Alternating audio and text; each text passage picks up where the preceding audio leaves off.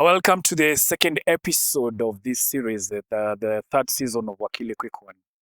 And today we come from the lush gardens of Spring Valley, and with a legend in the game. Bwana Mheshimiwa, introduce yourself to our audience. Thank you very much. My name is Wakili Muriu, and I'm the founding partner of MMCI SAFO. This year, 2025, on 1st of May, we'll be celebrating 30 years since we set up this business. And therefore, it's a milestone, and therefore we are very, very proud. And thank you so much for joining us here today at MMCI SAFO, Spring Valley address. I'm sure you're going to share a number of issues. Yeah. Thank you. You know, 30 years is that age is as old as some of us here. Is that? Yes. Yeah, it's not as it's so a mean feat. Are you going to have a bash?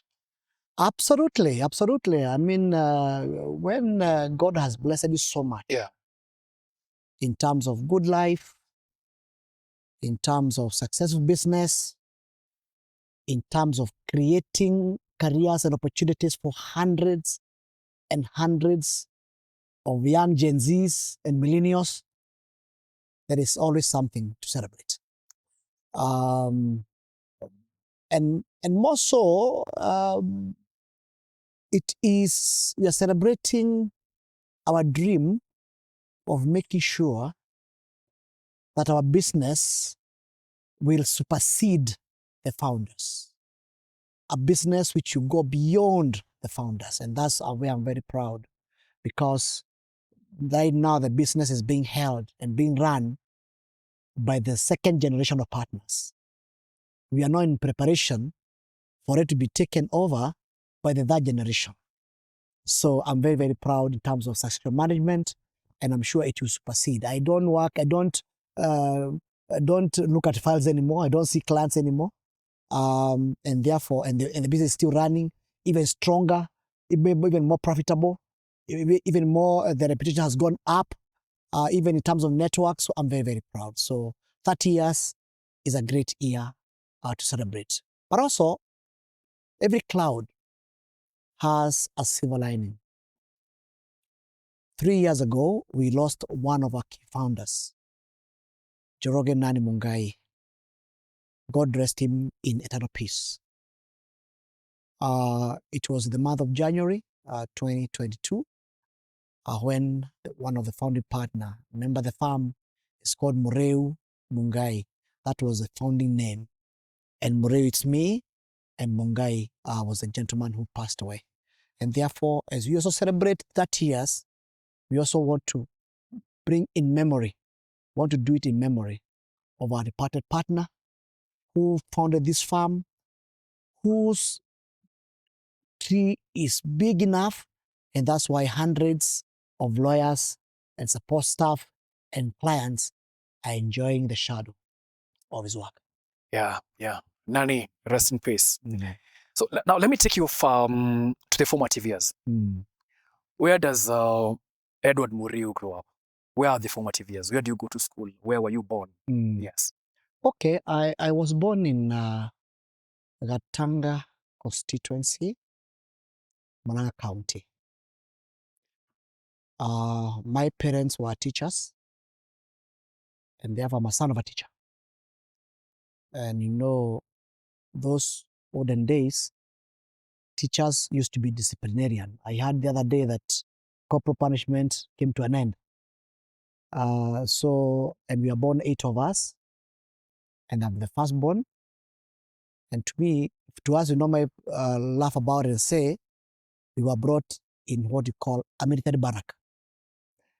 Our mother was the chief commander, and our father was the one who was watching from a perch. And what I would just last like to tell you is that 8 of us, there's none of us who does not have a degree, and we're all over the world. Australia, Canada, America, Kenya, all over South Africa, we're all over. And some of my siblings are even also some of the partners in the farm. some of our children are also partners and staff in the farm. So it means we are very well entrenched in terms of moving to the next phase of this business. So that's where I was born and brought up. And then after my primary and secondary education, I went to. Where was primary and where did you go to school? I went to a local primary school. I didn't go to school with shoes. Not because of anything. It was a tradition that in primary school, no wearing shoes. Because if you wear shoes, you look too posh more than the other children. So even if you have shoes, you used to leave them at home and you walk barefooted, it's because you want to look like other children. So I was brought up in that rural setup. And then I went to high school in a school called Giduma High School. I also I went to the order system of 824, 823. I went to my A levels at Kijabe High School, and then I went to University of Nairobi. And of course, after my law school, did you do just sorry for interjecting? Did you encounter NYS at any given point? Oh yes. I was a corporal. I still have a certificate. I went for 3 months NYS training, paramilitary training. I was in Algeria barracks, and I still adore those pictures, which I see myself, and it was a beautiful thing. It's a something to get out of your normal comfort zone, running every morning, eating some funny food, and along the way you develop very strong bonds and friendships. Some of my very best friends, we met them in the NYS, and it was a good thing. That was a beautiful boot camp, but the sweet part of it is that the training was a bit hard. But I do remember when the NYS band now came, and when we were doing the parade, it was one which was doing the music. So we were looking forward to the following day to go for a dance. So along the way, we turned the lemon to lemonade. So the last 1 month of NYS was extremely eventful.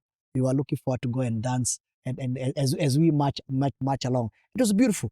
And then maybe sadly we are the ones who caused NYS to be nipped at the bud by the then president Daniel Moi, because I remember that at the time he was celebrating 10 years of leadership, and he was one of the things he wanted to go showcase is how he has brought up very disciplined youth, some of them who are in the university. And after finishing NYS, we were told to go back to NYS, now not for training because he already graduated and passed out, but to go and showcase him our skills. Now, who are we finding there? It's the same corporals and sergeants who are punishing us. Now, you already have been given a boom. You already been admitted to the Faculty of Law, University of Nairobi. You already have a room in hall 12 or hall 9. Now, you go there and you find a guy who has never been to school to tell you, now line up here. What happened? A war started. It never happened.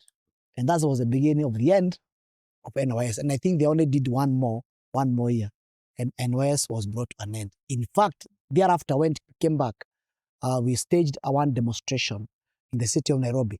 And that time we have learned how to form ourselves in terms of squads. We have learned how to form ourselves in terms of barracks. So we were in squads as small groups, and we were taking a command. So when we got to the street for demonstration, so of course squad 1 throws a stone, then withdraws. Squad 2 comes in, throw another one, then withdraws. Of course, we overwhelmed the police. So I saw these things not going the right way. But I think just with a bit of adjustment here and there, it would have still been done. I would wish the children of today, the Gen Zs of today, and the millennials can go to that kind of system. More so, and we change the curriculum, but more so as a boot camp, and more so also to teach them in terms of patriotism, hard work, and natural wrath for their own country in such a way that they can be called upon to defend their country. Just the way like countries like Israel and Canada do, whereby they have guys who are not necessarily military, but people who have been trained and can be able to receive command just to love and defend their country. Even after what happened, now imagine this, Mr. Muriu. You have a Gen Z now population that is huge, that is not employed, that is very unhappy with the government in the situation that is happening.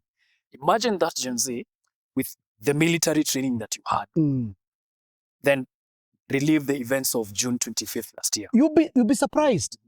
You'll be surprised.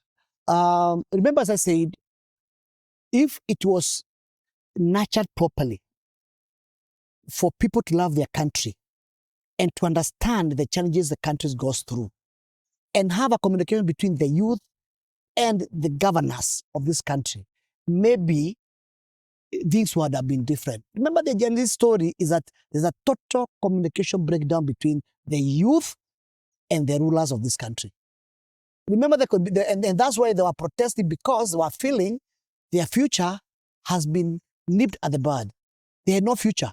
There's too much corruption, too much wastage of public resources. There's unemployment. And at the same time, you have a government which is extremely insensitive, very zero empathy.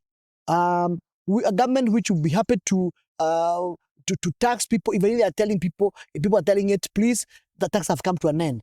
The government which is bringing policies which are not working, the university funding program, the she and the shares of this world, the social housing programs, things which have absolutely no value to a young person of this country. Maybe in the engagement, maybe the government would have had their voice and say, look, I think we need to do things differently.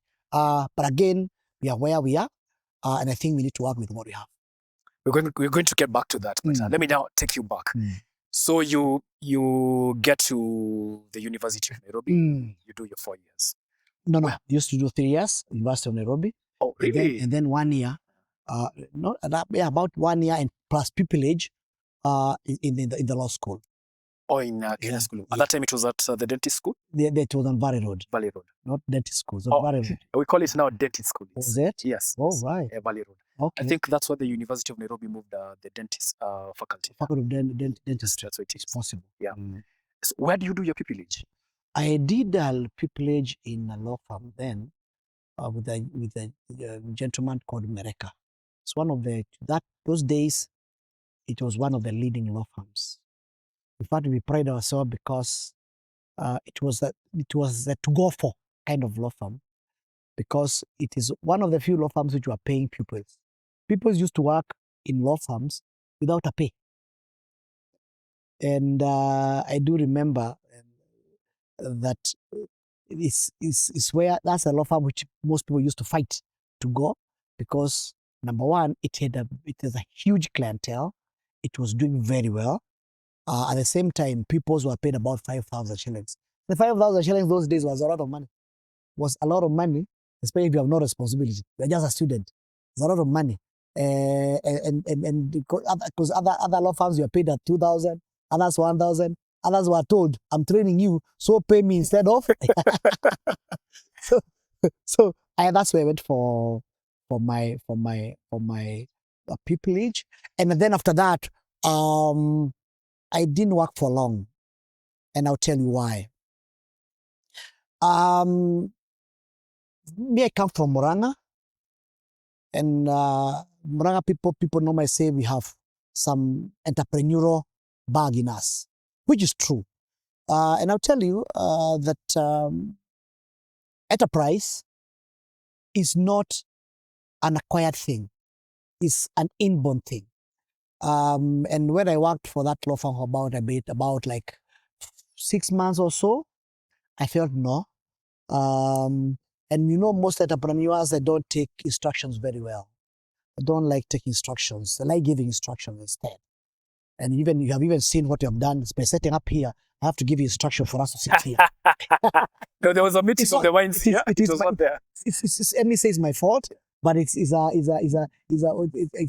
what you call is a mechanical default of most entrepreneurs. They like leading, they like showing way, and they see things differently.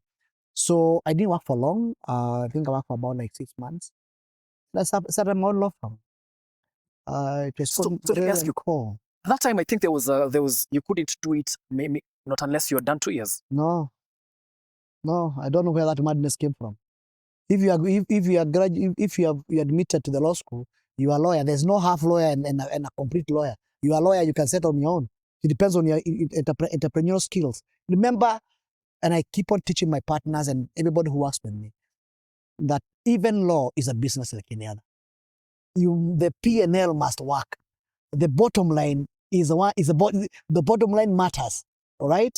Because you need to pay your shareholders, pay your people well, and build a business way beyond self. So and therefore there were no restrictions. I set up the law firm. That time I was in I think a 250 square foot kind of a room in Townhouse, Wabera Street. Me, I didn't go to River Road. No, I diffused.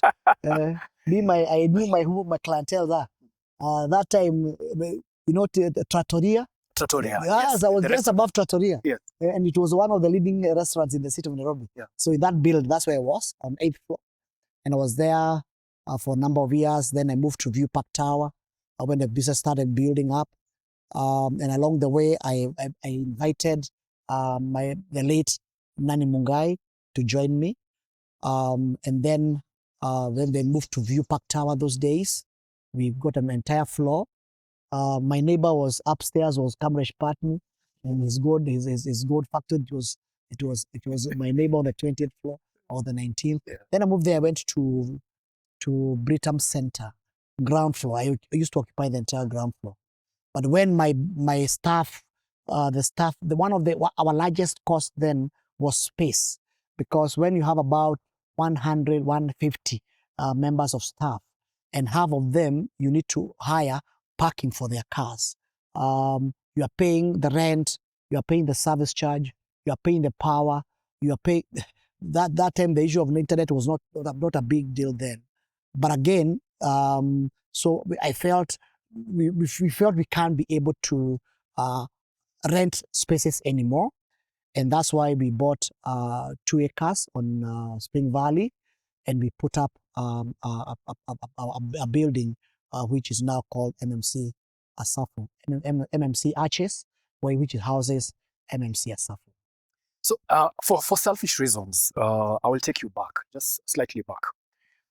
For the reason I'm saying it's for selfish reasons is because I happen to know Nani Mungai. Is one of the people that I respected so much, and he's not here with us, and of course we can't tell his story, but we can tell his story through some people who knew him properly. How did you get to know Nani Mungai? Were you together at NYS? Were you together in law school? How did you get to meet Nani Mungai? Okay. Yeah. Nani was much older than me, because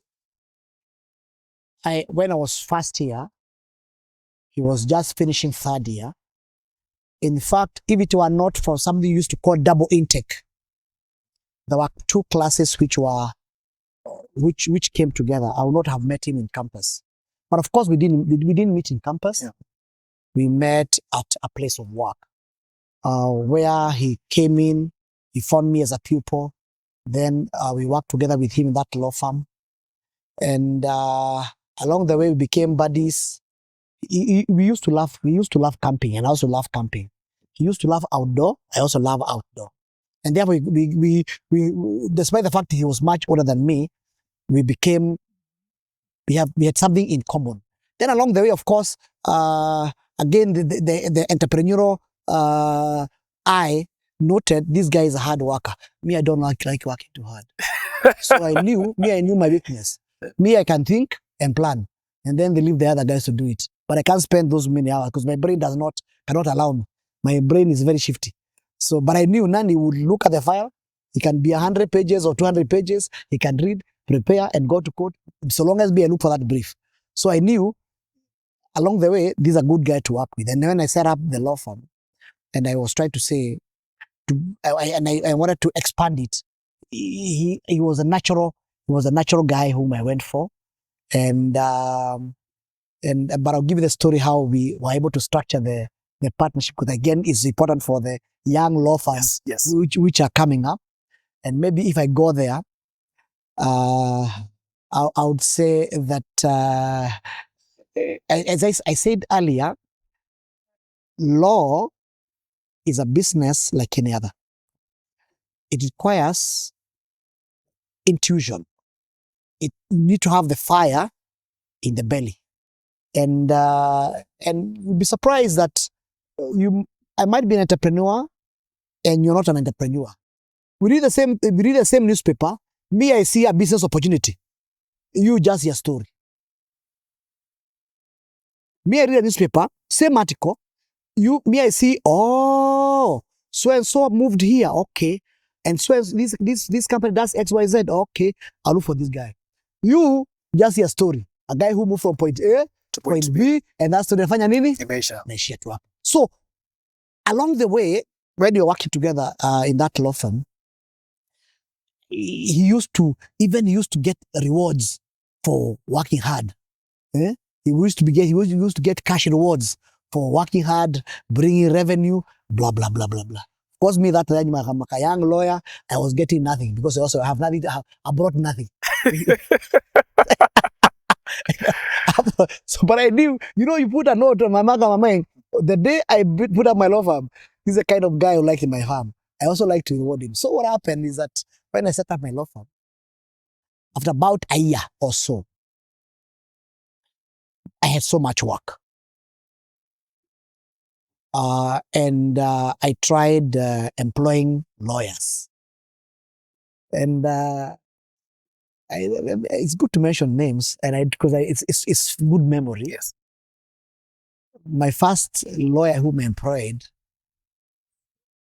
there's a gentleman called Donye. I'm sure he's still in the city. It's called Donye. I can't remember the other name. And then they employed another lawyer called Wakonyo. But I still, even after employing them, I was not satisfied. And I felt maybe I need a bigger capacity to run the business. And I do remember when I started, I remembered, oh yes, there's one man called Nani. And I called him and I told him, number one, I've got so much work. And I need someone whom I can be able to work with. And therefore I'm looking for a partner.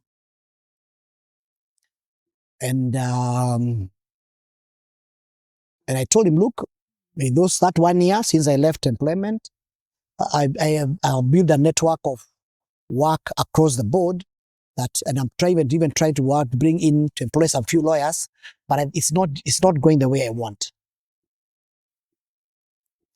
And eventually he told me, you are come at the right time, because even me, I'm leaving that law firm. I wanted to set on my own. And I have a problem because me, I know I can work, but I don't know how to talk to people for work. I don't know how to look for work.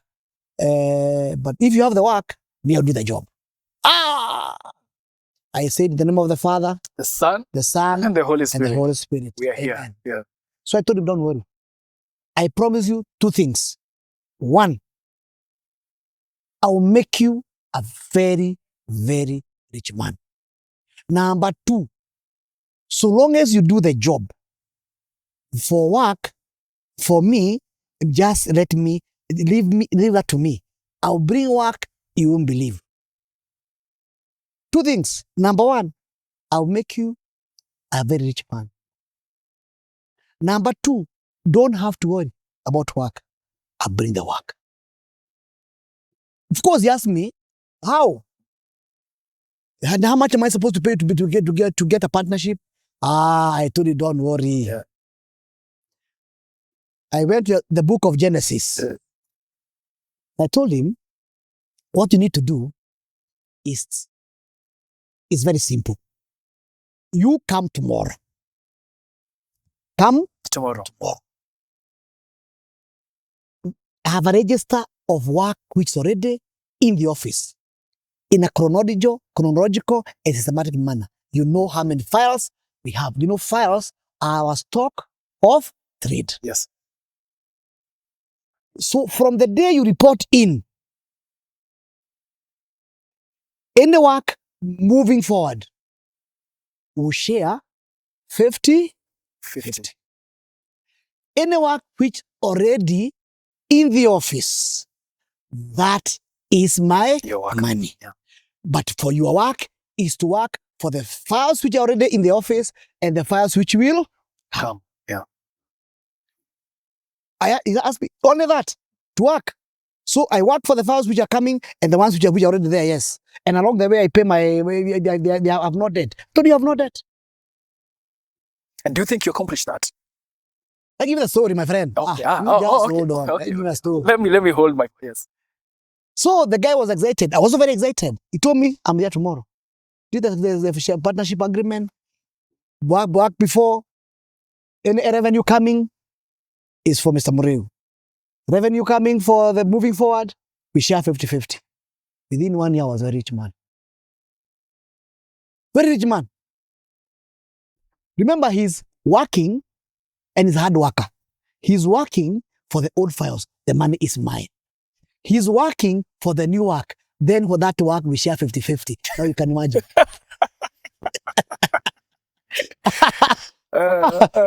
So he made so much money. Yes. But let me give us the sweet story, the two sweet story about that episode. Yes. By the end of that year, when he came, no, I think even the year, because I think he came in the month of June, July, maybe half year or maybe a quarter and a half. We said, now since you have come and this is December, I told him, this is the money we have made. This one from this files is mine. This one from this files is ours. And from there, I'm seeing we have made about 2 million. 2 million in 1998 was a lot of money. So I asked him, since we are 50-50, how do you want me to pay you? Because we have made some good money, we have money for operations, we have paid our staff, we have paid them bonus, and there's money to run the office for next year. How do you want us to go on? He told me, please, for your kindness, go to the bank, remove the whole million, give it to me.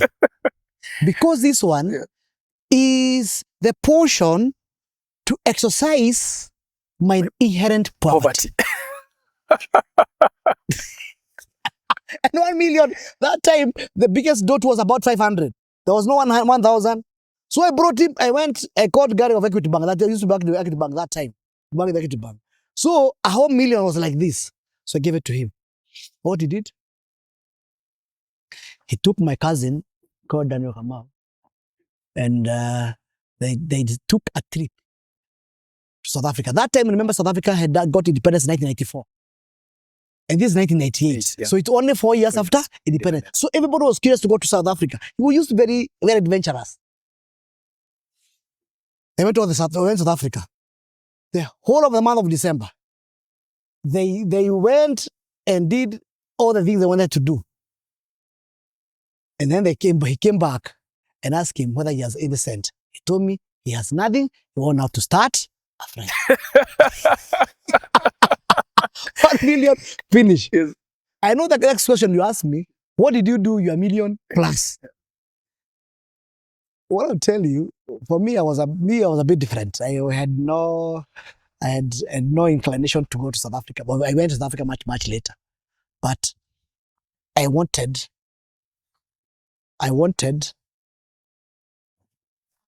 that time. I remember I bought a plot in Runda and built. I moved in Runda in December 1999. You remember there was a conversation that things would start. Maybe you're not born. Maybe you're a baby then. Yes. But there was a conversation that since we're in 1800s, if we go 2000, computers are going to crash. Yes. It might be even the end of the world. So me, I was working with that end of the world. Midnight, December 1999. Yeah. I wanted the world to end when I was in Runda. And for sure it happened. Yes. Me, I built a house in Runda and I've lived there. Moved out a few years ago. So that's what I did with my money. So Nani, he went and scored all his money in South Africa. Yeah. He exercised his poverty. He told me he wanted to exercise his poverty. Yes. But I have a cousin of mine who claims that he paid his air ticket. I doubt. I have a cousin of mine who claims that he paid his hotel bills. I doubt. The level of Nani's generosity superseded anybody else. Yeah. He was very generous. He's not man. He was not a miser. He was not frugal. I'm sure. I wish Nani is alive today. He can tell us the truth. Otherwise, he funded him to give him company. He was his escort. Yes. Yeah. So there's a second story. You said that you're going to give me two stories about that. Yeah, I've given the story. Oh, the two stories. Yeah, they give the story. Yeah. What Nani did with the is 1 million. Yes. What I did with mine. Yeah. Yeah. I thought this is a conversation whereby we need to inspire. Yeah. So the young people and see how life things evolve. Yes.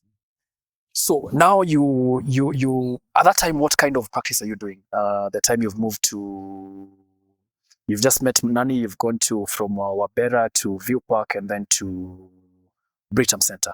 What kind of law are you practicing? And the reason why I'm asking this is because I know you pride yourself as one of the indigenous law firms that were among the first ones to get into the area of corporate practice. Yeah. Yes. So I want that to remember, that was in the 90s. In the 90s, the economy was very thin.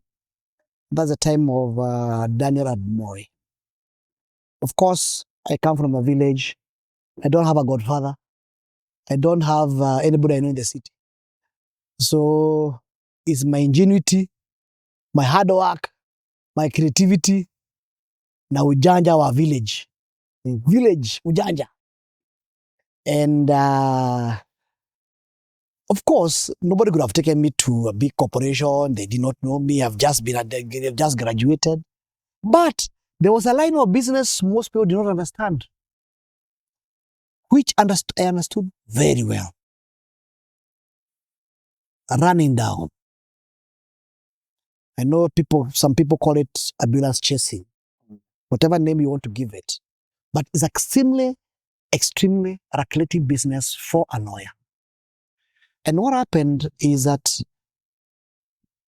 when I look at the strata of that business, number one, it's a business of mercy. Because remember, somebody has been hit by a vehicle, or I was in a bus, the bus crashed, he got a broken leg, he has no money to hire a lawyer, he has no money to even to go to hospital, and there you are. So it's a desperate situation, and therefore you are helping a soul. But it didn't have a very good reputation, because most lawyers, what they used to do is when they get the money, they used to take advantage of these people, and they refuse to pay them, and squander money. There are many lawyers who have gone to jail for that. So I decided the best way to go about this business is to make sure that all the negativities are well taken care of and I'm able to make money out of it. And number two, I knew I'm a quick turnaround guy. Because again, there was a problem when you get a file, you hang around with it for years. So I knew I need to look for a strategy to come up with what we call quick turnaround. Remember, this is a vehicle which has been insured by an insurance company, or is a worker in an industry in an industry which has been covered by insurance for general accidents and this kind of thing. So naturally, there is money somewhere. You only need to prove that this person was working here, or this person was in this kind of vehicle, he got this kind of injuries, and therefore compensation is X. Now, that is therefore I decided my route, I'm not going to be filing my cases in Nairobi. Because Nairobi, here you're very congested. I made thicker my base. So, any route around Nyeri area, Muranga area, Mangu area, Garissa Road area, Thika Road area, Nyeri Road area, that zone, I was of the master of the mountain region. So what I did is that I went and looked for, we used to call them brokers. Those are now the ambulance chasers, because they're the ones who now work with the police in all the police stations to know which vehicle got accidented last night. And of course, when they know which vehicle got accidented last night, they go to the police station, they get the abstract, blah, blah, blah, blah, and then they prepare. When these people get better, then they are brought to my office. I used to have a troop of those kind of people. And of course, we are paying them at a commission. Then I established my office, my courts, to be Thika Law Court. It was a quiet law court. There was only a one principal magistrate, I think around 4 magistrates, and their focus were mainly more criminal. So they used to give me a day or 2 in a week for civil matters. Just you. It is, I'm the only one. I have never gone to court on those cases 1 file. My minimum file is 20, 30 files. So all the lawyers come, but I'm the only one who is prosecuting. And I was extremely tough. I used to come to court with all my witnesses and the doctors. So you as the defense lawyer, you either record a consent or I put my client or the doctor to give evidence. And I come out with that piece of judgment. So I was renowned. So most lawyers used to, instead of going to be to court, they used to like to settle the matter out of court. Yeah. But that's not the winning formula. The winning formula was, before you engage a client, we used to have a client engagement letter. What the nature of the engagement? These are your injuries. These are your names. What am I going to do? I'm going to file this case on your behalf. I'm going to finance it, all the filing fees, all the disbursements. And since you don't have a deposit, once you get paid, you will pay me 30% of the award as my fees, and I get back my cost of the suit. Sign here, I sign here. One of the biggest things lawyers don't do these days, they do not sign letters of engagement. Yeah. So you go into a business and you don't even know what will happen. So my outcomes were well set out. Number 2, at the bottom line of my engagement, I had said that upon receipt of your payment, within a maximum of 14 days, we will be called, or you'll be called to collect your check. And I used to do exactly that. When the money comes, you come. Just to remind you, this is what you agreed. Are you happy with that? Yes. So the computation of the money is already done. It's here. It was 100,000. 30% is my 30,000. Yours is 70. Have you confirmed that? Yes. Please sign here, and this is a check. Done. You know, sometimes what used to happen? People used to come with their chiefs, and assistant chiefs, because they can't believe. A lawyer has written to them, telling them, your check, you've been paid 100,000. Please come on this day to collect a check. It was like a miracle. How can a lawyer write to you and tell you that your money has come? Instead of, what they used to do, the lawyers, is to hide themselves. Yeah. To go under and go and eat the money. For me, people, they used to even to receive a check and they tell me, let us go on our knees and we pray for you. Yeah. Because they couldn't believe it. They couldn't believe it. They used to hear horror stories of how I used to squander clients' money. I built that reputation and I ran that kind of business for about like 10 years or less. I made so much money. I made so much money. But again, as my shifty mind, I said, no, that's enough. Because again, I did not want to do that work, since what I wanted is to have a pedestal, to build the farm, a reputation, and have the financial muscle now to do other things. What happened is that along the way, I used to be wooed by the insurance companies to work for them. And I think I worked for them for about like 3 years. But after that, I also returned back their files. I don't think I don't want to defend you. Because I knew I'm very good at prosecuting. They want to hire me to defend. I think about three years, the work was not lucrative. I was not making money. I turned back the files and I set up the corporate commercial department. I started working for banks. I started working for manufacturing companies. I started working for energy companies. That time I could go to offices. I could afford a nice suit. I could afford to speak good English. I could go and convince an MD that I'm a good guy. I can be able to do something, bring value to their business. And along the way, the business grew, the partnership grew from the 2 partners to maybe another 4 partners. And today, the farm is big. But let me also give you another niche. Because again, because some people, when you see success, you assume that success just brought itself. Or maybe you assume it's inherited. No. That time, I discovered corporations have a big problem in courts. Banks, when they have issues with their customers, matters take years and years in court. There are few law courts, few judges, few magistrates, and therefore there was a general apathy that the judiciary was not working. I decided to exploit that opportunity. What I did, I set up a department in my farm called Debt Collection Department.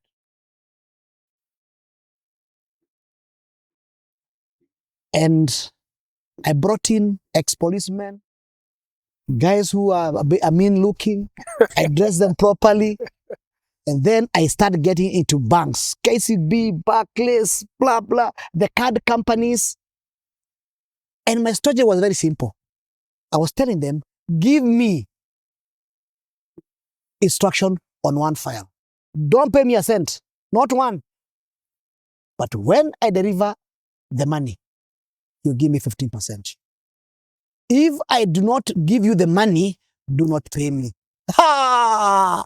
That was a song to the corporate world. That was a song to the remember, they're very frustrated. Yeah. They go to call look for the money, they can't get the money. They try this, they can't get the money. And here is a lawyer who is getting them money at zero cost. They were calling me, you are God sent. That's how I was able to get in the corporate world.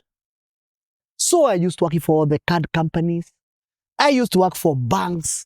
I used to work for manufacturing companies, any company in this city. And my business flourished. I had a whole team which is do debt collection. And, and it's psychological. When you have a debt of someone, and that bank writes you a letter, you receive it. Of course, you file it. Because there's no debtor who has intention of paying back the debt. Do you know that? Psychological. Yeah. But now I did a reverse psychology. I write to you, I'm acting on behalf of X bank. You owe them X amount of money, and we would like you to pay that money within 14 days. Failure to that, the consequences will form. Of course, you can't write a letter as if you're doing a sermon, a church sermon, a biblical sermon. You must write a letter which has a sting. Yes. By the time that letter goes, we have done a research on where you live, where you work, where you stay, and what you do. Now, my debt collector take that letter. 1 day or 2 after receiving the letter, they pick a phone call. How are you, sir? My name is so-and-so from this law firm. Have you received our letter? Of course, you have never received a phone from any lawyer. And this is a lawyer We're telling you, finding out whether if say, oh yes, I've received the letter, blah, blah, blah. Don't worry. I'll come tomorrow or I'll come to your office on this day. We discuss that issue. Then, my debt collector, he gets to that person's office way ahead of him. 7:30 he's here. By the time the guy comes, he finds the debt collector there. Now put yourself in my shoes, in that guy's shoes. The first conversation you have when you go to the office, the debt collector asking for money. Yeah. Aye, that money you pay. Yeah. So you get out of that office with a confirmation on post-dated checks. Yeah. That's one strategy. Another strategy used to be like this. There used to be guys who owes money in credit card companies. That time there were credit cards like senator cards, not Visa. The way you have Visa and this whatever. There were no Visa. There was credit card, there was Royal card, there was also another called merchant card. I used to work for all of them. Now, and you know, those are purely consumption cards. So you have accumulated debt of about 3 million, 4 million, 5 million, whatever amount of money. Now, and I noted most of the people who used to have that kind of debt used to be bank guys working in a bank. And you know, getting someone in a bank was not easy. Getting to the bank is not easy. So if I get to a bank, even if I send my debt collector, he won't be allowed to see that worker. Yes, he's inside, but he's hiding inside the bank. Yes. Oh, good.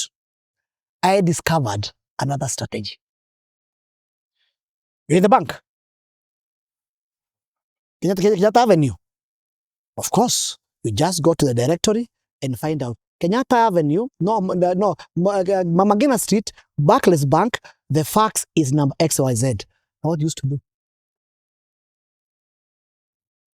Because you have used to pick our calls, we go to the fax and send the demand letter in the fax line. Yeah. Whose office does the fax sit in? MD. Yeah. Okay. Some come, I have your fax here from your lawyer. They're asking for 2 million. Are you aware of this? This must be a mistaken identity. Let me go and meet these lawyers and find out why they're sending me this.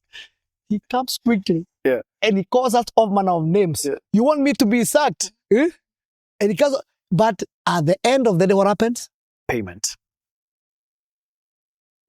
And I made so much money. Yeah. And I built a big reputation. Yeah. To date, all those corporations, all those banks, I still act for them. Yeah. And to me, that is what I've bequeathed to the second generation of partners to continue running. So now, there's another interesting aspect of you. So you decide you have done law. You have built a practice for decades. You decide to venture into another world. What was the motivation for getting into politics? Simple. Self-actualization. Self-actualization. Remember, life is a gift. Life As a gift. is a gift. And that gift is not for long. So when God gives you an opportunity, knowledge, resources, network, and time, use that time wisely. And on my part, I'll be very honest with you. After running this law firm for about 25 years, building networks across the globe, having offices in Paris, having offices in Casablanca, having offices in Abidjan, Cote d'Ivoire, having offices in South Africa, having offices in London, having offices in New York. My hands were full until Corona came. And I normally say every cloud has a silver lining. Because at that time, before 2020, we had signed a partnership agreement with Asafo. Asafo is one of the largest law firms in France. And we had grand plans to be able to blend the Anglo law firm, which is Nairobi, which is MMC, and Franco law firm, which is Asafo. So at least these two law firms can be doing work in both Anglo and Franco countries in Africa. Because as you know, the French law is different, English law is different, and therefore we needed to bring the synergy that this law firm is an international law firm which specializes in doing business in Africa. There's no other law firm. There's no other international law firm which does that. And above that is an international law firm which is capable of doing business in both Franco and Anglo Africa. And therefore, you find that we need to move now to the next level, whereby we start doing slightly different kind of work, commercial work, in energy across the boundaries, in mining across the boundaries, in oil and gas across Africa. And I'm very proud that before then, the Inga Dam projects funded by African Development Bank in DRC Congo, we are part of it. But we did a lot of mining work in Tanzania. We even did IPOs in Rwanda. This law firm is the first law firm to do an IPO, initial public offer, in the stock exchange. We set up stock exchange in Rwanda and took one of their companies called Brariwa in the stock exchange. This law firm is the one who took the great Safaricom, the stock exchange. We are the lawyers who structure Safaricom today and took it to the stock exchange, and many other businesses. So again, so there was no reason for me to get out of this ecosystem, because again, as a partner, as a team leader, as the rainmaker, as a person who controls relationships, I was very busy engaging in all those things. But when Corona came, something happened. We were told to close the offices. We were told to close the malls. Our children who are studying out of the country were told to come back. And what happened? I moved out of Nairobi. I moved to a country. I went to Naivasha with my family. And I stayed there for, I think, 4 or 5 months. Because here, if you stay in Nairobi, you get Corona. So I took everybody out of Nairobi. Although I understand, when you moved out of Nairobi, you left you guys having parties. Allegedly.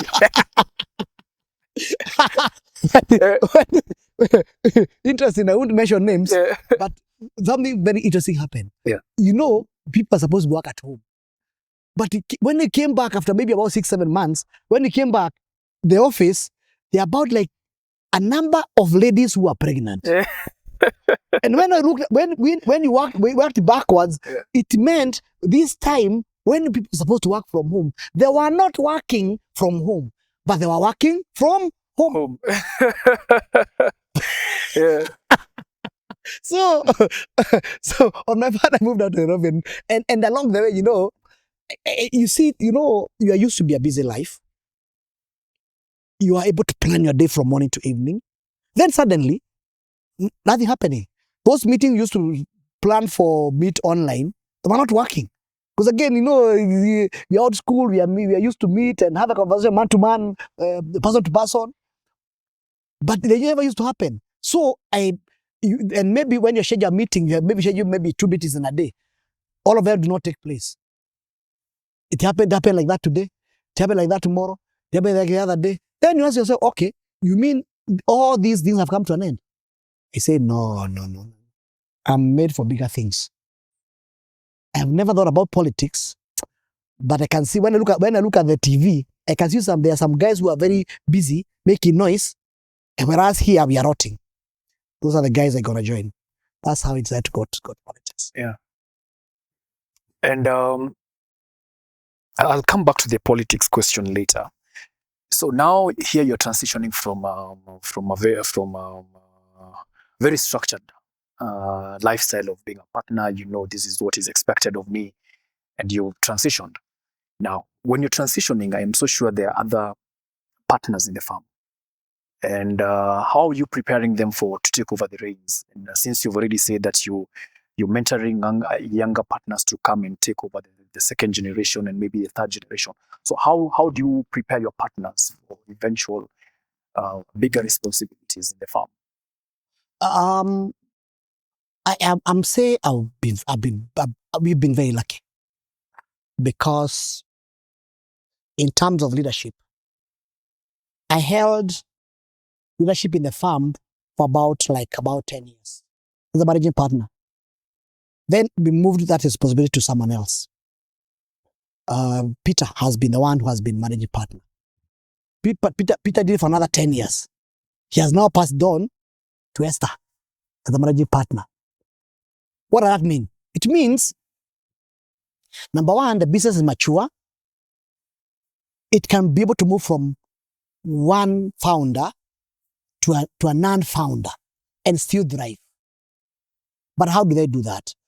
We are very tight law firm, and some of these things, people, I would say not everybody who is born an entrepreneur, not everybody has my skills. But again, some of these things rub off. When you're given a farm and you're supposed to run with it and make sure it runs, makes money, and this kind of thing, it's established, we have systems, you run it. And that's why we are very, very keen in terms of succession management. As I said, myself and Nani were the first generation of partners. Even if today Nani is alive, he won't be coming every day. To do what? He passed on the work to other people. He will remain as a shareholder, and purely for strategic purposes, but not burn out the midnight oil, doing the T's and doing the commas, because there are people who does that. Number two, we have established a huge clientele. So our work is to nurture and sustain that clientele. But also number three, we have done a lot of training, both locally and internationally, especially to the top level management, people who have got the capacity, or people who are at the partnership level. Right now, the challenge which I think whenever we meet is to ask the second generation partners, how prepared are you to pass on the baton to the next third generation partners? And those third generation partners might be your children. And therefore that is a level. So you need to make sure as a leader, you make you create a consciousness that leadership is transitional. And therefore, the skills you don't have, because again, people are not the same, you can acquire them. And furthermore, you're running a business like any other. You're running a bank, you're running an insurance company, you're running a manufacturing company, you're running a construction company. The skills are the same. So it's just about to ensure that you are consistent in terms of client. And the biggest stock of trade we have, we don't keep stock in the shelves and whatever. The only stock of trade we have is keeping our client. And what keeps the client? And to me, that's the most important. What keeps the clientele is integrity. Integrity, when you tell a client, I will deliver X on this date, it is done before the date. When you tell the client, I'll return your call in the next 1 hour, it happens before 1 hour. When you tell a client, come on this day, and on this day, you find your check ready, to me, that's the greatest strength of a law firm. It's a trust business, just like a bank. You put the money in a bank, some strangers you don't even know, you put the millions, and then the following day they'll go there and they tell you there's no money. It's finished. Or they start doubting you. Same with the law firm. what comes from my mouth, what we write down, it's what sustains business across the board. So you don't need to become one of the biggest lawyers. No. You don't become one of the greatest litigators. No. You don't become one of the most cleverest lawyers. No. But so long as every client you touch, you keep that integrity, that nobody says anything negative about you, Muriu keep his word. Muriu has never taken anybody's money. Muriu makes sure that he pays his staff at the right time. Muriu makes sure that he pays his taxes at the right time. That's the reputation which you build. And that reputation, because I normally tell people, money is like a shadow. Money follows value. So long as you do the right thing, money will be all over you. Whether it is when the sun is on the east or the west, the sun is with you. So long as you are able to crown your business with integrity, you deliver what you promised. And even if you're not able to deliver, you are able to manage the client's expectation. You are on a path of success. When I told people I'm coming to meet you, they told me, ask him, how does he source for business? Because I think especially young lawyers who are trying to set up their lives, they're wondering, we're coming into the profession. There are already sharks in the market. How do they have an edge over that? How do I go and look for new business? And for you, it comes so natural. I know when we started, you said it's inborn. But how as a young lawyer can you source for new business? Okay. And get paid? That's like one of the questions which disturbs people. But I also go back. What are you good at? That's number one. Yeah. What are you good at? Because again, our young people don't define themselves. Me, I knew I'm not the best litigator.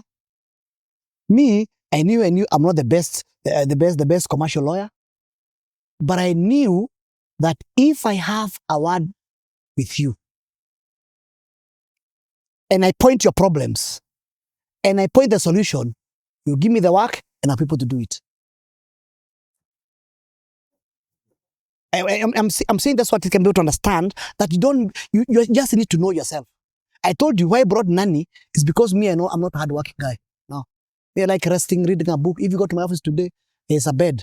After lunch, I must sleep for 2 hours. Yeah. And then I read a book, rest, and think.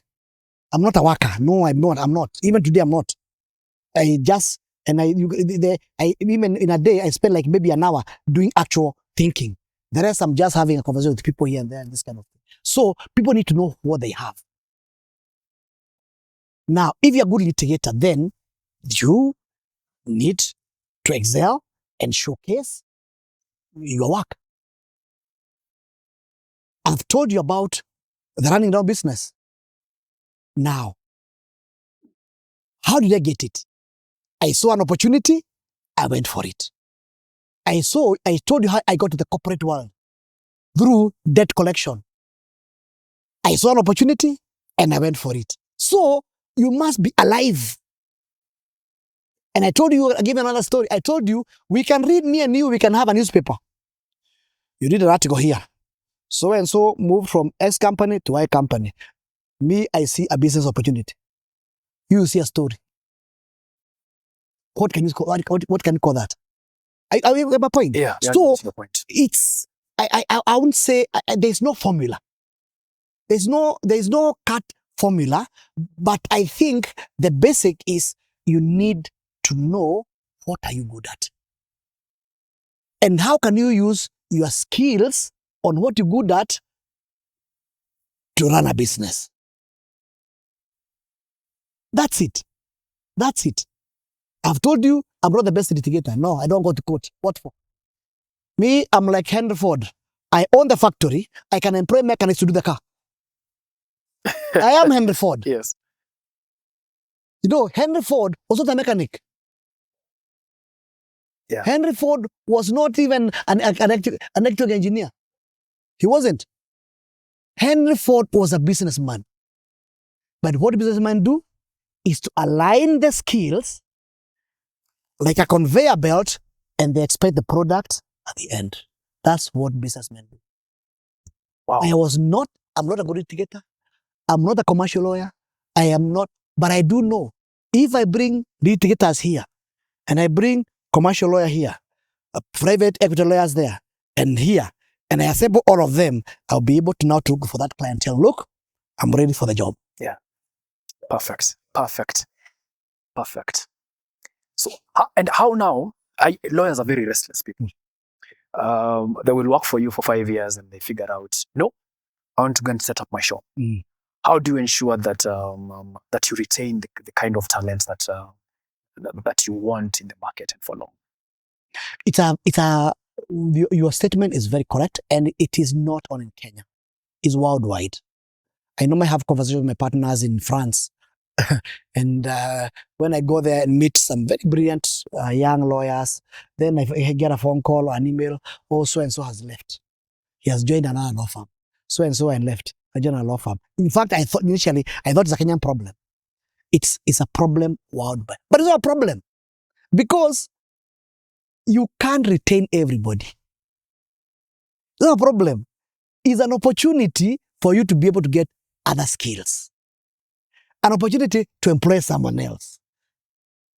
In fact, my policy as a firm, and I've been taught that to the partners, I tell everybody who has ever worked in this law firm, be it lawyers or non-lawyers, number one, this is your home.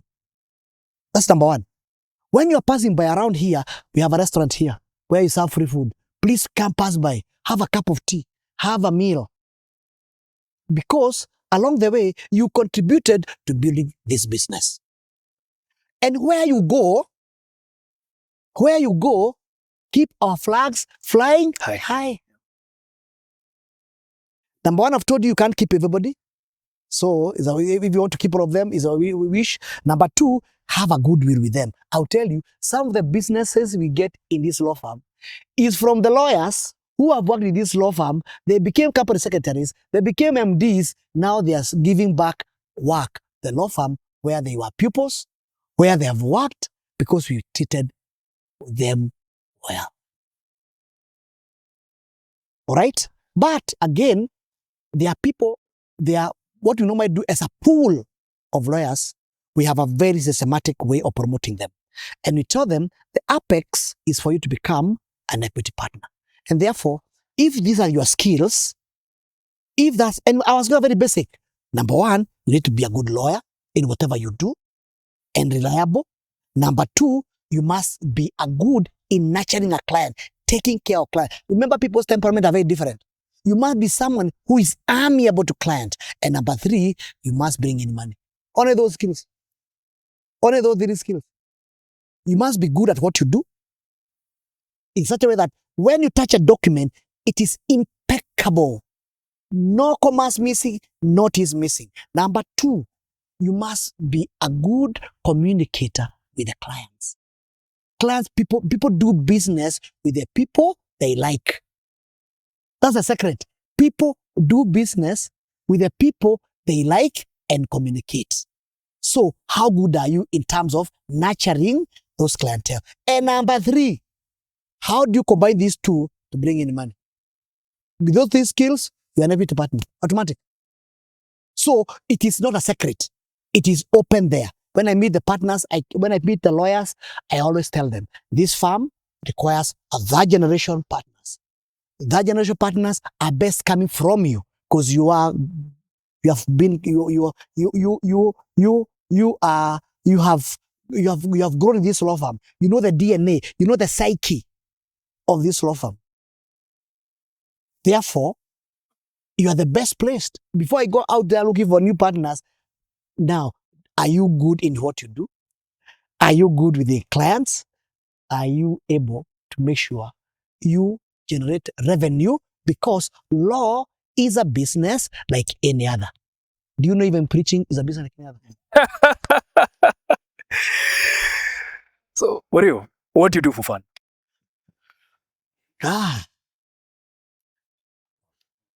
And we start with sleeping. Sleep.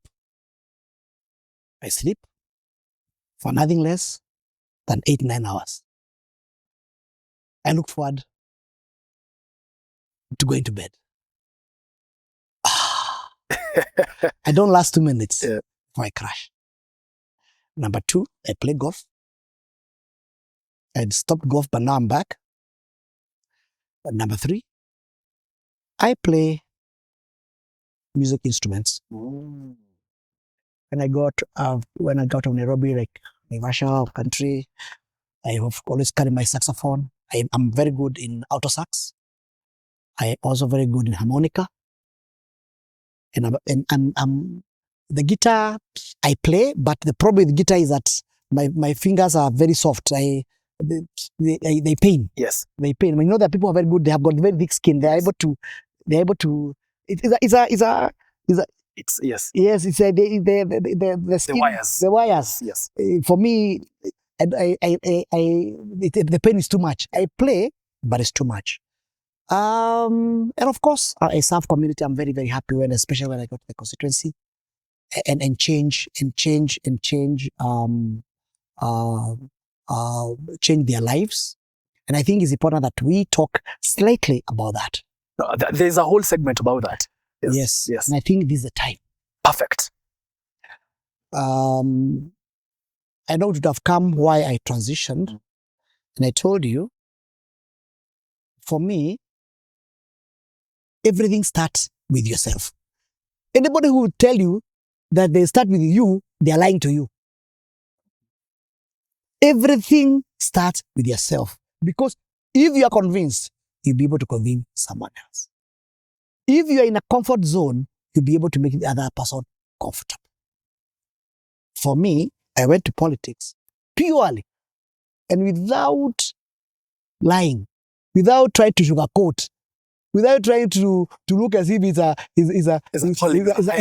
higher calling for my Almighty God. Yeah. I went there purely and selfishly for self-actualization. That's what makes me happy about it. Yeah. You do this, you succeed. You do this, you succeed. You do this, you succeed. Now I'm there in politics to self-actualize. Along the way, I have an agenda. Mm-hmm. Remember me, I was born in the village. In my primary school, I told you I went without shoes.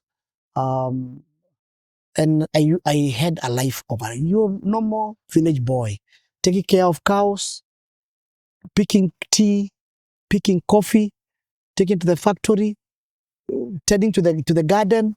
That's the kind of life I lived. So the essence of hard work, it's the second. It's like breathing. It's not a big issue. But again, I said I have an agenda, and I don't also I'm not a career politician myself. You know, there are people, some people go to politics because they have nothing else they can do. If you remove them from politics, they're nobody. I went to politics purely with an agenda to bring a few changes. At the constituency level, one of the greatest challenges is education. And as you know about education is the equalizer between the children of the poor and the rich. And therefore, when you put a generation on education pedestal, you have changed a generation. And that's why you find progressive countries worldwide, they spend so much money, they put so much money in the budget to put on education, because an enlightened community is a progressive community. And one of the things I noted in my constituency is a node constituency. My father went to a school called Kihumbuini in the 50s. My mother went to a primary school called Mugumuini Primary School in the 50s. But those schools are they're colonial, they're in the same state. And I said, if then I have to leave the education standards, one of the things I need to do is change these schools. I leave them their standards. And with an objective to propel high performance. Because going to school and finishing is one thing, but getting out with good grades so at least can be employable is another. because about quality, what you get out of that whole system. And because I'm a bit blessed as a member of parliament, I have the CDF, and I said one of my signature development activity is to convert these schools and innovate them, modernize them. They become modern schools. You get to a school, because in Katanga we are lucky. We don't need to build any new schools. They are there. In fact, the population is going down, not going up. Yes, like in my school, we are about like 1,000. Today I went to the same primary school, about 400. Yes, there are some primary school, there are schools where you are closing. There are no students. And I give you a good example. There used to be primary schools in the coffee estates. All right. Mm-hmm. The workers of the coffee workers, the workers in those coffee estates. The Katanga is a peri-urban. Almost 50% of Katanga is the Romonte and Kakuzi PLC. Yeah. All right. So large of it is not occupied. Even where there is occupied, coffee estates they occupy around 25%. So you go there, the workers who used to work in those coffee farms, those coffee farms are now being converted into residential. So those schools within that area, they have nobody, because the workers left. You find a school which used to have 1,000 students, now they have got 200. The students the school which used to have about like 500, 120. I can give you names. Others have got children which are less than 100. So our challenge in Katanga is not schools. Yeah. Is to modernize those old schools. And we have a budget of about 600, 700 million. In the next 5 years, we are renovating those schools, putting new roofs, putting the tiles, putting cabro, doing gardening, doing water harvesting, build up new toilet ablutions for the students, and you convert the school. In fact, they're telling me some of the ones which have finished, they are calling them academy. That's number one. Number two, I went to the constituency, and after interacting with the people, I came to learn there is the CDF funds, which are supposed to support the parents by giving them bursary. But that money never reaches to the parents. Do you know what I did when I was doing my campaigns? I even said I put in my own 10 million shillings before I was elected. 10 million bob. And I organized my own bursary. And I told them, when I get an opportunity to be their member of parliament, bursary will be given fairly and equitably to everybody who is a voter in the constituency. In your assessment, what is equitably and fairly? What are the elements here? Remember, the CDF Act.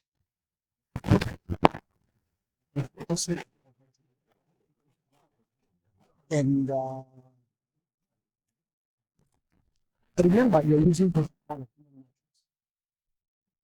where you have an applicant, you apply for bursary, and you have set a committee to decide whether you deserve a bursary or not,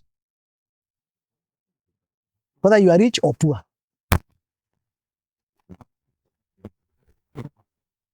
In my basic understanding, but when I went to the office, first question I asked, where is a measure for one who is poor? It's a very difficult, because I may have a car, but that doesn't mean that having a car I'm rich. All right? I may have a big stomach, but having a big stomach does not mean I'm rich. That's number one. And therefore, we find that there were no scientific parameters to decide who deserves bursary and who does not. And remember, mine is a very rural community. So, in rural community, everybody's almost the same. You have one cow, you have 1 cow. You have 2 acres, you have 2 acres, you have 2 acres. So among those, the group of that kind of character, how do you decide this one will get and this one will not going to get? So they are a challenge in that. Number 2,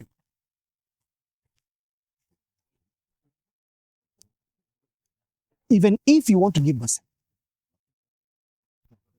remember, for lack of scientific gauge to know who is poor and who is rich, when there's that kind of void, what you invite corruption. Because there are no matrix of whereby I need to put you certain matrix to know whether you deserve it or you don't. So as a result, what happens? Corruption comes in. And therefore, I look at Martin, say he deserves it. I look at Sam, he does not deserve it. And yet they're the same people, the same. So how do you kill that? I decided the way to go about it is very simple. When I was looking for votes, because again, you need to reset the ground. And new people share that statement. And this is a reality. Remember, we went to campaign 2022 when the issue about hustlers was at the top. Everybody considered themselves as hustlers. Who are hustlers? Hustlers are people who wake up early to go and push on their lives for success. So nobody's rich. Remember there was hustlers and dynasties. Yeah. All right? So I knew the people who gave me votes are hustlers. So naturally, all those hustlers deserve to get bursary. Because everybody, they are aching life, they are hard workers, they are mama bogas, they are the bodas, they are the mukokotenis, they are the farmers, all right? They're small petty traders. So those are the people we need to support. Number 2, remember what we also said. We said when you get an opportunity to lead, we are going to put money in people's pocket. Not some, but all. So when it comes to bursary, as a founder of UDA party and person who drafted the manifesto, it will be going against my word to give you and leave the other. Because we said, when we get an opportunity, our role is to do everything possible to put people shilling in people's pocket. One of the ways to put people's money in people's pocket is through bursary. Therefore, I came up with a formula and I said, so long as you are a voter in the Tanga constituency, so long as you have a child in university, college, TVET, whatever, all right? So my formula is very simple. So long as you are a voter in my constituency, so long as you have a child in school, so long as you are a voter, you are entitled to bursary. For those 2 reasons. Number 1, or UD manifesto. Number 2, there's no matrix. Number 4, there's no corruption. You don't need to bribe anybody. And therefore, that has made sure that every parent is supported. We have a special bursary for the ones, again, there are extreme homes whereby even if you give someone 5,000, they won't go to school. And therefore, to bring up the standards of education. And the bring up the standard of education is not just by learning, but getting better performance in all levels of exam. And I noted, even if you bring in do good schools and you call them academy, and make sure you support every parent with the children in those secondary schools and primary schools, that does not guarantee high performance. Remember the government has employed like now about 56,000 new teachers in the CBC system and this kind of thing. But even employing more teachers does not guarantee high performance. There's something missing. And I said, look, as a summer teacher, I know what is missing. What is missing is nutrition in our primary and junior secondary schools. And I brought in a motion in Parliament. And I said, look, under Article 52 and after 53, every child is entitled to 2 things under our 2010 Constitution. Is entitled to quality education and quality nutrition. And therefore, the tuition is ongoing. But how comes we are not providing capitation for also providing them with food? But again, remember, That is a motion which came, and you need to have the blessing of Article 140 because every money bill must come from the government.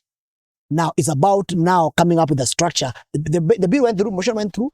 It was supported by a majority, but the question is, has that government put in the money in the capitation? You know the challenges which are going through, especially the budget 2024 and even budget 2024 is not non-existent. But I did not get tired. I went out and looked for an NGO called Food for Education, and I want to thank them. Owira. Yeah. I told her, look, Owira, I know you have pressure, but I know also you do good things. I am requesting you because I've got 87 primary and junior secondary schools. I'll build the schools. I'll make sure they have got good teachers. I'll make sure that they have bursary. I'll make sure that everything else is there. But I want you to help me do only one item, food. Owira graciously agreed. And today, I can tell you, 87 primary and junior secondary schools, about 15,000 students in those primary schools. They are having a hot, well-balanced meal every day they go to school. Thank you. Thank you too also, Owira. What I'll tell you is that it would be a game changer. In terms of school attendance, I hear it has gone up. In terms of concentration, it has gone up. In terms of even sport performance, it has gone up.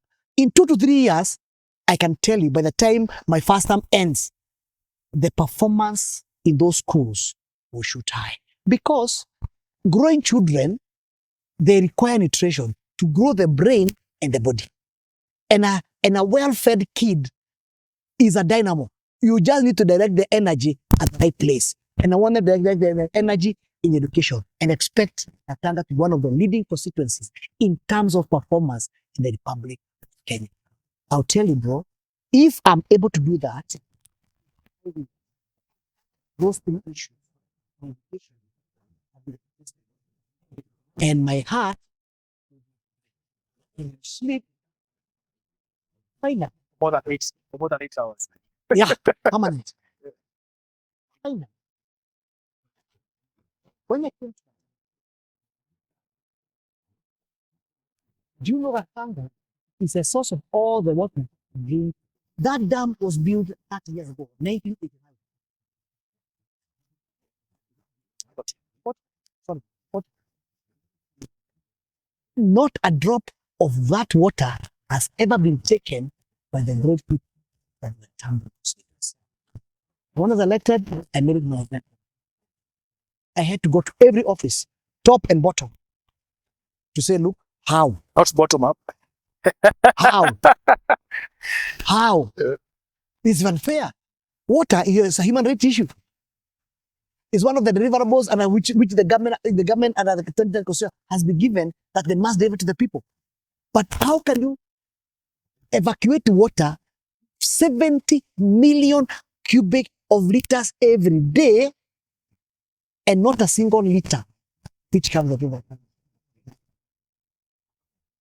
I had a very good conversation with the president. I had a very good conversation with the minister. I had a very good conversation with the waterworks company, and today I want to say, the tanker from the Hill Dam are given 1 million cubic meters. Is that all money? Every day is being evacuated right now. The respective homes. Oh, it's already happening now. It's happening right now. Even the president came in the month of August to launch that project, both in the Kaili and another place called Uganda. So my water agenda, again, I'm very bullish on that, to ensure that the water is able to reach those people. It's many previous members of parliament had tried, but they were not successful. But I would like to say, I've been extremely successful. But my work is to ensure that in the next 2 years, the remaining 2.5 years, I'm able to make sure that water reaches each and every person. When I came in, we found that it's only 20% of Gatanga people have the pipe water.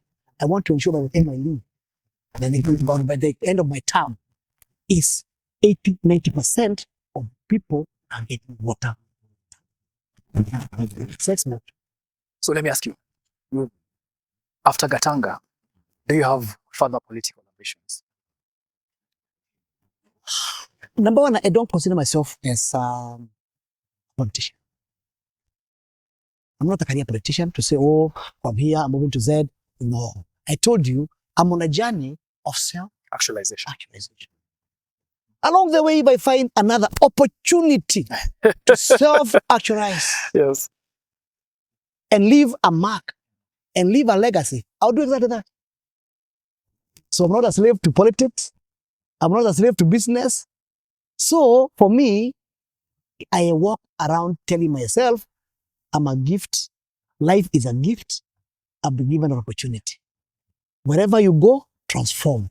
I transform MMC as SAFRA. Right now, we have employed close to about 200 members of staff in Kenya. We have maybe about 1,500 worldwide. You can imagine the number of people we support, the families which we support.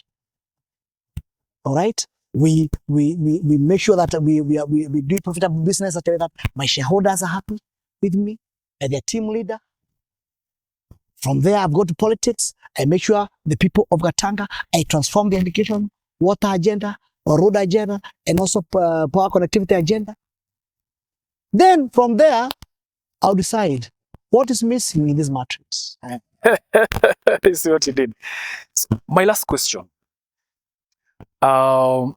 You worked with Nani Mungai for so many years. He was one of your greatest friends, and I know you're one of the people who knew him very, very, very well. What is your best memorable moment of Nani Mungai? Me, I would say, I won't say what's memorable or not memorable, because everything is memorable. And that's why his picture is constant reminder when you get to our office reception that there lived a man, and a great man, and a man who worked day and night to make this reform succeed. Remember, Nani, for those 25 years, we worked together. There's no one time Nani never came to the office because he's not feeling well. I've never seen Nani with a cough or a flu. But you know, Nani, in around 2020, he started feeling pain at the back. And when he went to check, he found that he has cancer, prostate cancer. And we sat down and said, look, the best place this can be handled is America. And he sent him to the best of the best in America. He stayed there for about 6 months. And when he went, then when the usual counts were done, the numbers are all coming down. And so I told, look, since what is being done in America and what is being in Kenya the same, you can just go home and continue with the therapy. And I do remember good memories. When he came, he was not able to come up to the office. But I made sure that every Friday he comes home, we have dinner together, catch up, and what's going on with this kind of thing. And is in the last days of December 2021 that he was admitted in Aga Khan. And because he developed some convulsions, and when it was checked, it confirmed that the cancer has gone all the way to from the spinal cord all the way to the brain. What I do remember memorably, and I will never forget, is that the man trusted me so much. You know what I did? I told him, Nani, the doctor has said this thing has progressed to the spinal cord and has even touched the brain. And even if you're going to look for the best treatment for this, he has said something very interesting. That maybe you might, along the way, maybe lose a memory of one or two issues. And since me and you, we are joined at the hip, we have businesses, we have properties, we have accounts, and you never know, kindly put it in writing so that even if you don't have any memory, at least we have a document. I want to thank God. He listened to me. And he called Esther, one of my partners. They spent like 2 days together and came up with an extremely elaborate will. That will has even made this farm grow even further, because we'll be dealing with small thing of settling the family here and there. And you know how these things are becoming murky. But in his wisdom, I remember that he listened to me and he did the right thing. But I have an issue with him. Why do you agree to die so early? And then in your will, you say, I'm the one who gonna put the button in the furnace. Is it that? Today, Yeah. It was my first time to go to Karioko. Or the crematorium. The crematorium. Yes. And he has said that I'm the one who's supposed to put the button. And when they put the button, and I saw my friend and the kind of fire which was inside there, to date, even when I'm sleeping, I wake up. Oh, you remember. So I have an issue with him for number one, going too early. Number two, telling me to press the button. But again, life is a journey. And when everybody will end up there, the only thing we don't know is when and how. And for me, I would like him to rest in eternal peace. Thank you. What a way to end the episode. That's a very beautiful episode.